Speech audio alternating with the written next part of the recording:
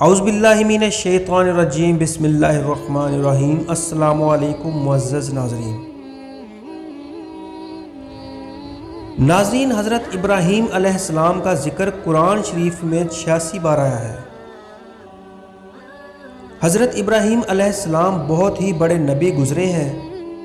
دنیا میں جب بت پرستی کا زور ہو گیا، لوگ بتوں کو بناتے اور خود ان کی پوجا کرتے تھے۔ حضرت ابراہیم علیہ السلام کے والد بھی بت بناتے اور بتوں کو خدا سمجھتے تھے۔ حضرت ابراہیم علیہ السلام ابھی بچے ہی تھے، وہ دیکھتے کہ میرے والد اور دوسرے لوگ خود ہی مٹی اور لکڑی سے بتوں کو بناتے ہیں اور پھر ان کو خدا سمجھنے لگتے ہیں۔ وہ حیران ہوئے کہ کس قدر بے وقوف ہیں یہ سب لوگ کہ ان بے جان مورتیوں کو خدا سمجھ بیٹھے ہیں۔ حضرت ابراہیم علیہ السلام ان لوگوں سے کہتے کہ تم لوگ کیوں ان بتوں کو پوجتے ہو؟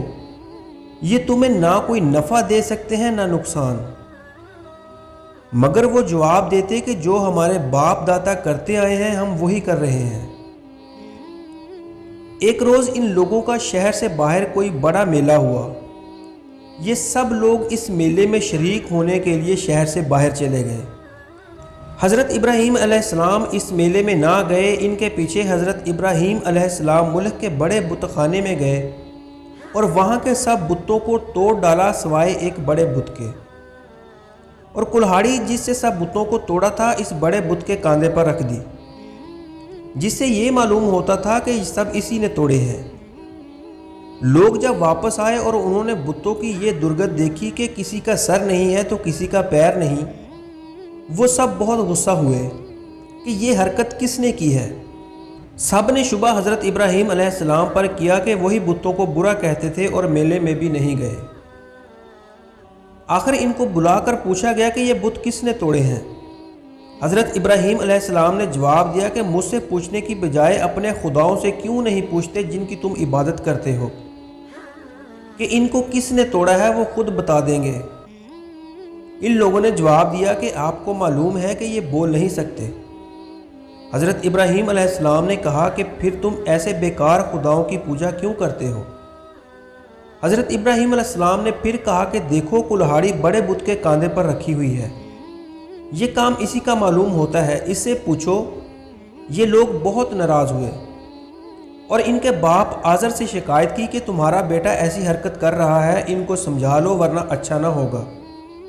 حضرت ابراہیم علیہ السلام نے اپنے باپ کو بھی سمجھایا اور بت پرستی سے منع کیا اور عرض کیا کہ اے باپ، میں ڈرتا ہوں کہ تم پر خدا کا کوئی عذاب نازل نہ ہو جائے۔ اس پر ان کے باپ بہت ناراض ہوئے اور کہا کہ آئندہ تو نے مجھ سے کوئی ایسی بات کہی تو میں تجھے سنسار کر دوں گا، اور کہا کہ تو میرے پاس سے ہمیشہ کے لیے چلا جا۔ آپ نے باپ کو سلام کیا اور کہا کہ میں چلا جاتا ہوں لیکن میں تمہارے لیے مغفرت کی دعا کرتا رہوں گا۔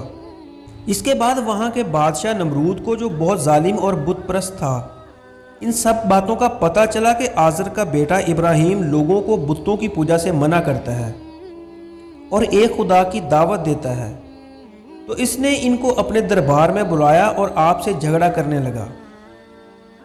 حضرت ابراہیم علیہ السلام نے فرمایا کہ میرا خدا تو وہی ہے جو مارتا بھی ہے اور جلاتا بھی ہے۔ نمرود نے کہا میں بھی مار سکتا ہوں اور جلا سکتا ہوں۔ چنانچہ اس نے ایک قیدی کو، جس کو سزائے موت کا حکم ہو چکا تھا، آزاد کر دیا اور ایک بے گناہ کو پکڑ کر قتل کرا دیا، اور کہا کہ اب بتاؤ کہ میرے اور تمہارے خدا کے درمیان کیا فرق ہے؟ حضرت ابراہیم علیہ السلام نے کہا کہ میرا رب ہر روز سورج مشرق سے نکالتا ہے، تم اسے مغرب سے نکال دو۔ اس پر نمرود لاجواب ہو گیا اور حکم دیا کہ ابراہیم علیہ السلام کو زندہ جلا دیا جائے۔ چنانچہ بہت سی لکڑیاں اکٹھی کی گئیں اور اس میں آگ لگائی گئی۔ جب آگ بہت بھڑک اٹھی اور اس کے شعلے آسمان کی خبر لانے لگے تو حضرت ابراہیم علیہ السلام کو اس میں پھینک دیا گیا، مگر وہ آگ خدا کے حکم سے ٹھنڈی ہو گئی اور آپ کو آگ سے کوئی تکلیف نہیں پہنچی۔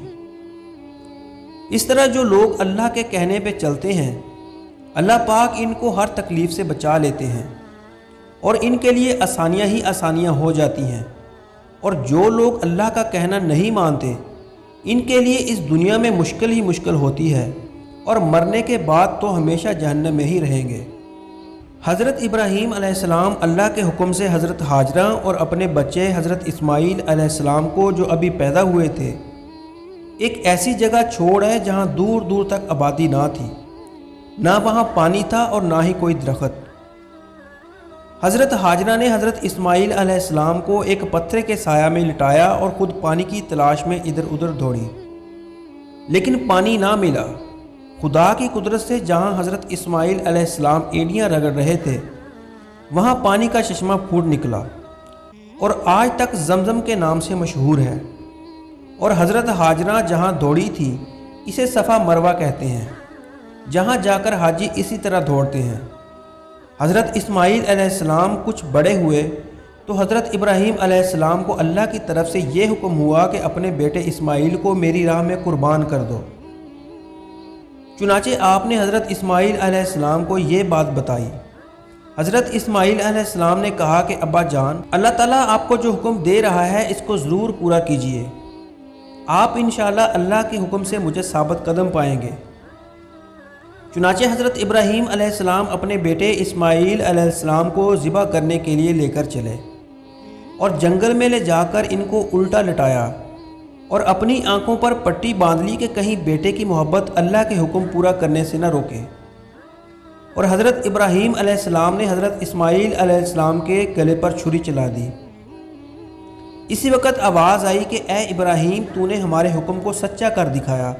اور جب حضرت ابراہیم علیہ السلام نے آنکھوں سے پٹی کھولی تو حضرت اسماعیل علیہ السلام کی بجائے ایک دمبا ذبح کیا ہوا پڑا تھا۔ اسی واقعے کی یاد میں مسلمان ہر سال قربانیاں کرتے ہیں۔ حضرت ابراہیم علیہ السلام اور حضرت اسماعیل علیہ السلام کی زندگی سے ہم کو بہت سبق ملتا ہے۔ حضرت ابراہیم علیہ السلام نے ہم کو سکھایا کہ اللہ کی رضا کے لیے ماں باپ کو چھوڑا جا سکتا ہے، اپنے ملک اور برادری کو خیر باد کہا جا سکتا ہے، اپنے بچے اور بیوی کو جنگل میں بے سر و سامان چھوڑ کر ان سے بھی پیٹھ پھیری جا سکتی ہے۔ اللہ تعالیٰ اگر کسی مسلمان کا امتحان لیتے ہیں اور اس میں وہ کامیاب ہو جاتا ہے تو اللہ تعالیٰ اس کو پھر اور زیادہ نعمتیں دیتے ہیں۔